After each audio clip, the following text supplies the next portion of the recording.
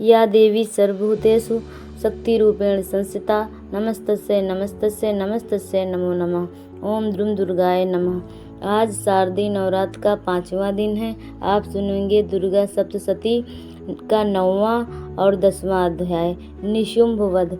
राजा ने कहा, हे ऋषिराज, आपने रक्तबीज के वध से संबंध रखने वाला वृतांत मुझे सुनाया।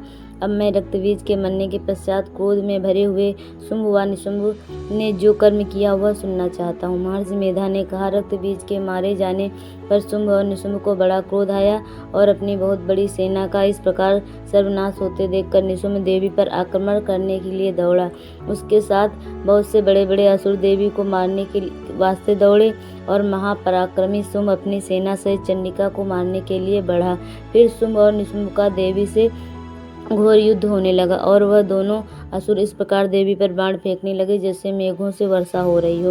उन दोनों के चलाए हुए बाणों को देवी ने अपने बाणों से काट डाला और अपने शस्त्रों की वर्षा से उन दोनों दैत्यों को चोट पहुंचाई। निशुंभ ने तीक्ष्ण तलवार और चमकती हुई ढाल लेकर देवी के सिंह पर आक्रमण किया। अपने वाहन को चोट पहुंची देखकर देवी ने अपने क्षुरप नामक बाण से निशुंभ की तलवार व ढाल दोनों को ही काट डाला। तलवार और ढाल कट जाने पर निशुंभ ने देवी पर शक्ति से प्रहार किया। देवी ने अपने चक्र से उसके 2 टुकड़े कर दिए। फिर क्या था, दैत्य मारे क्रोध के जल भुन गया और उसने देवी को मारने के लिए उसकी ओर शूल फेंका, किंतु देवी ने अपने मुक्के से उसको चूर चूर कर डाला। फिर उसने देवी पर गदा से प्रहार किया। देवी ने शूल से गदा को भस्म कर डाला। इसके पश्चात वह फरसा हाथ में लेकर देवी की ओर लपका। देवी ने अपने तीखे बाणों से उसे धरती पर सुला दिया। अपने पराक्रमी भाई निशुंभ के इस प्रकार से मरने पर शुंभ क्रोध में भरकर देवी को मारने के लिए दौड़ा। वह रथ में बैठा हुआ उत्तम आयुधों से सुशोभित अपनी 8 बड़ी बड़ी भुजाओं के से सारे आकाश को ढके हुए था। शुंभ को आते देखकर देवी ने अपना शंख बजाया और धनुष की टंकोर का भी अत्यंत दुस्सह शब्द किया।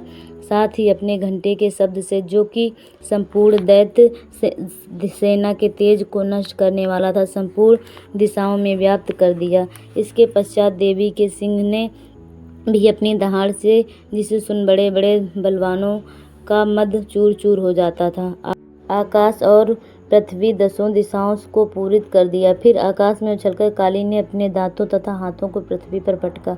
उसके ऐसा करने से ऐसा शब्द हुआ जिससे कि उससे पहले के सारे शब्द शांत हो गए। इसके पश्चात शिवदूती ने असुरों के लिए भय उत्पन्न करने वाला अट्टहास किया, जिसे सुनकर दैत्य थर्रा उठे और शुंभ को बड़ा क्रोध हुआ। फिर अंबिका ने उसे, अरे दुष्ट, खड़ा रह कहा तो आकाश से सभी देवता जय हो बोल उठे।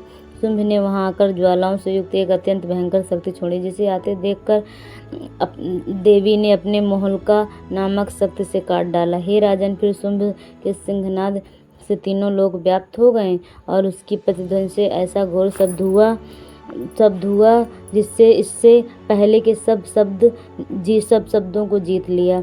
शुंभ के छोड़े बाणों को देवी ने और देवी के छोड़े बाणों को शुंभ ने अपने बाणों से काट सैकड़ों और हजारों टुकड़ों में परिवर्तित कर दिया। इसके पश्चात जब चंडिका ने क्रोध में भर शुंभ को त्रिशूल से मारा तो वह मूर्छित होकर पृथ्वी पर गिर पड़ा। जब उसकी मूर्छा दूर तो वह धनुष लेकर आया और अपने बाणों से उसने देवी, काली तथा सिंह को घायल कर दिया। फिर उस राक्षस ने 10,000 भुजाएं धारण करके चक्रादि आयुधों से देवी को आच्छादित कर दिया। तब भगवती दुर्गा ने कुपित होकर अपने बाणों से उन चक्रों तथा बाणों को काट डाला। ये देखकर निशुंभ हाथ में गदा लेकर चंडिका को मारने के लिए दौड़ा। उसके आते ही देवी ने तीक्ष्ण धार वाले खड्ग से उसकी गदा को काट डाला। उसके फिर त्रिशूल हाथ में लिया और देवताओं को दुखी करने वाले निशुंभ त्रिशूल हाथ में लिए हुए आता देखकर चंडिका ने अपने शूल से उसकी छाती पर प्रहार किया और उसकी छाती को चीर डाला। शूल विदीर्ण हो जाने पर उसकी छाती में से एक उस जैसा ही महापराक्रमी दैत्य ठहर जा कहता हुआ निकला। उसको देखकर देवी ने बड़े जोर से ठहाका लगाया। अभी वह निकलने भी नहीं पाया था कि उसका सिर अपनी तलवार से काट डाला। सिर के कटने के साथ ही वह पृथ्वी पर गिर गया। तदंतर सिंह दहाड़ कर असुरों का भक्षण करने लगा और काली शिवदूती भी राक्षसों का रक्त पीने लगी। कौमारी की शक्ति से कितने ही महादैत्य नष्ट हो गए। ब्रह्मा जी के कमंडल के जल से कितने ही असुर समाप्त हो गए। कई दैत्य महेश्वरी के त्रिशूल से विदीर्ण होकर पृथ्वी पर गिर पड़े और कई बाराही के प्रहारों से छिन्न भिन्न होकर धराशायी हो गए। वैष्णवी ने भी अपने चक्र से बड़े बड़े महापराक्रमियों का कचूमर निकालकर उन्हें यमलोक भेज दिया और अंदरी से कितने ही महाबली राक्षस टुकड़े टुकड़े हो गए। कई दैत्य मारे गए, कई भाग गए, कितने ही काली सूदूती और सिंह ने भक्षण कर लिए। इति दुर्गा सप्तशती पाठ का 9वां अध्याय संपूर्ण। दुर्गा सप्तशती पाठ का 10वां अध्याय शुंभवध। महर्षि मेधा ने कहा, हे राजन, अपने प्यारे भाई को मरा हुआ तथा सेना को नष्ट हुआ देखकर क्रोध में भरकर दैत्यराज शुंभ कहने लगा, दुष्ट दुर्गे, तू अहंकार से गर्व मत कर, क्योंकि तू दूसरों के बल पर लड़ रही है। देवी ने कहा, हे दुष्ट, देख, मैं तो अकेली ही हूँ। इस संसार में मेरे सिवा दूसरा कौन है?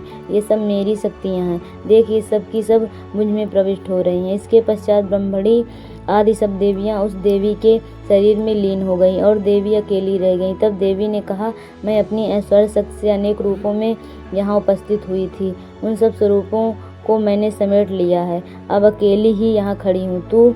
तुम भी यहीं ठहरो। महर्षि मेधा ने कहा, तब देवताओं तथा राक्षसों को देखते देखते देवी तथा शुंभ में भयंकर युद्ध होने लगा। अंबिका देवी ने सैकड़ों अस्त्र शस्त्र छोड़े। उधर दैत्यराज ने भी भयंकर अस्त्रों का प्रहार आरंभ कर दिया। देवी के छोड़े हुए सैकड़ों अस्त्रों को दैत्य ने अपने अस्त्रों द्वारा काट डाला। इसी प्रकार शुंभ ने जो अस्त्र छोड़े उनको देवी ने अपनी भयंकर हुंकार के द्वारा ही काट डाला। दैत्य ने जब सैकड़ों बाण छोड़कर देवी को ढक दिया तो क्रोध में भरकर देवी ने अपने बाणों से उसका धनुष नष्ट कर डाला। धनुष कट जाने पर दैत्येंद्र ने शक्ति चलाई, लेकिन देवी ने उसे भी काट कर फेंक दिया। फिर दैत्येंद्र चमकती हुई ढाल लेकर देवी की ओर दौड़ा, किंतु जब वह देवी के समीप पहुंचा तो देवी ने अपने तीक्ष्ण बाणों से उसकी चमकने वाली ढाल को भी काट डाला। फिर दैत्येंद्र का घोड़ा मर गया, रथ टूट गया, सारथी मारा गया। तब भयंकर मुगदर लेकर देवी पर आक्रमण करने के लिए चला, किंतु देवी ने अपने तीक्ष्ण बाणों से उसके मुगदर को भी काट दिया। इस पर दैत्य ने क्रोध में भरकर देवी की छाती में बड़े जोर से एक मुक्का मारा। दैत्य ने जब देवी को मुक्का मारा तो देवी ने भी उसकी छाती में जोर से एक थप्पड़ मारा। थप्पड़ खाकर पहले तो दैत्य पृथ्वी पर गिर पड़ा, किंतु तुरंत ही वह उठ खड़ा हुआ। फिर वह देवी को पकड़कर आकाश की ओर उछला और वहां जाकर दोनों युद्ध करने लगे। वह युद्ध ऋषियों और देवताओं को आश्चर्य में डालने वाला था। देवी आकाश में दैत्य के साथ बहुत देर तक युद्ध करती रही। फिर देवी ने उसे आकाश में घुमाकर पृथ्वी पर गिरा दिया। दुष्ट आत्मा दैत्य पुनः उठकर देवी को मारने के लिए दौड़ा। तब उसको अपनी और आता हुआ देखकर देवी ने उसकी छाती विदीर्ण करके उसको पृथ्वी पर पटक दिया। देवी के त्रिशूल से घायल होने पर उस दैत्य के प्राण पखेरु उड़ गए और उसके मरने पर समुद्र, द्वीप, पर्वत और पृथ्वी सब कांपने लगे। तदंतर उस दुष्टात्मा के मरने से संपूर्ण जगत प्रसन्न हुआ, स्वस्थ हो गया तथा आकाश निर्मल हो गया। पहले जो उत्पात सूचक मेघ और उल्कापात होते थे वह सब शांत हो गए। उसके मर जाने पर नदियाँ अपने आप ठीक मार्ग से बहने लगी। संपूर्ण देवताओं का भी हृदय हर्ष से भर गया और गंधर्वियाँ सुंदर गाना गाने लगी, गंधर्व बाजे बजाने लगे और अप्सराएं नाचने लगी। पवित्र वायु बहने लगी, सूर्य की कांति स्वच्छ हो गई, यज्ञशालाओं की बुझी हुई अग्नि अपने आप प्रज्वलित हो गई तथा चारों दिशाओं में शांति फैल गई। इति दुर्गा सप्तशती पाठ का 10वां अध्याय संपूर्ण। या देवी सर्वभूतेषु शक्तिरूपेण संस्थिता। नमस्तस्यै नमस्तस्यै नमस्तस्यै नमो नमः। ओम द्रुम दुर्गाय नमः।